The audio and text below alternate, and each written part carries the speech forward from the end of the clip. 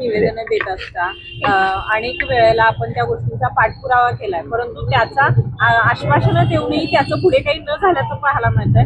परत परत निवेदनच देत बसणार आहे की आपल्या काय भूमिका असणार? नाही, नक्कीच कसं आहे, सकल हिंदू समाजाने जे विषय आता हाती घेतलेले आहेत, ज्या अगोदरचे असतील किंवा आत्ताचे असतील, तर तसं बघायला गेलं तर हे शासन एवढं मुरदाड आहे असं म्हणावं लागेल.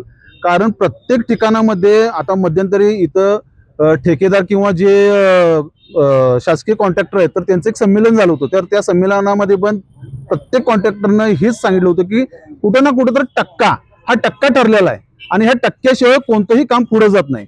मग हा टक्का जर काय अंबाबाई मंदिराच्या बाबतीत असेल, ज्योतिबा देवालयाच्या बाबतीत असेल, पंढरपूरचं मंदिर पण आता ह्या पावसामध्ये गळायला लागले, तिथं पण सुशोभीकरण झालेलं आहे. मग जर का या सगळ्या मंदिरामध्ये पण जर का यांचा टक्का असेल तर एक शासनाला आम्ही आव्हान करतोय की तुम्ही एक GR काढा आणि ज्या वेळेला निविदा प्रसिद्ध होते तर त्या निविदेमध्ये तुम्ही डायरेक्ट टाका की एवढा टक्का 40% या पद्धतीनं आम्हाला तुम्ही दिल्याशिवाय ही निविदा मंजूर होणार नाही. अशा पद्धतीने जर तुम्ही करा म्हणजे तुम्ही नागरिकांना फसवालाय, जनतेचा जो टॅक्स देणारा जो गोरगरीब आहे त्या गोरगरिबाला तुम्ही फसवायला असं कुठेतरी दिसून येतंय.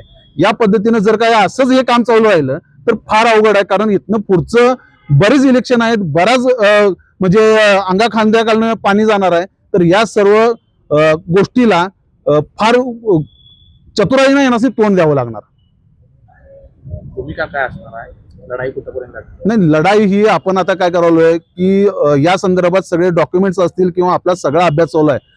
पंढरपूरच्या मंदिर व्यवस्थानाबरोबर पण आपली चर्चा झालेली आहे किंवा चर्चा सुरू आहे, तिकडचे पण डॉक्युमेंट्स आपल्याकडे यायला लागलेत.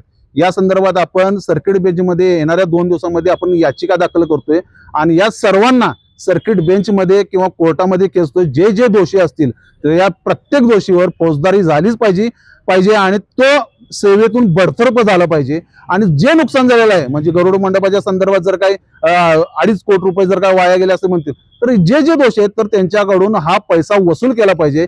या पद्धतीनं आपण कोर्टात या संदर्भात लढाई देत आहोत.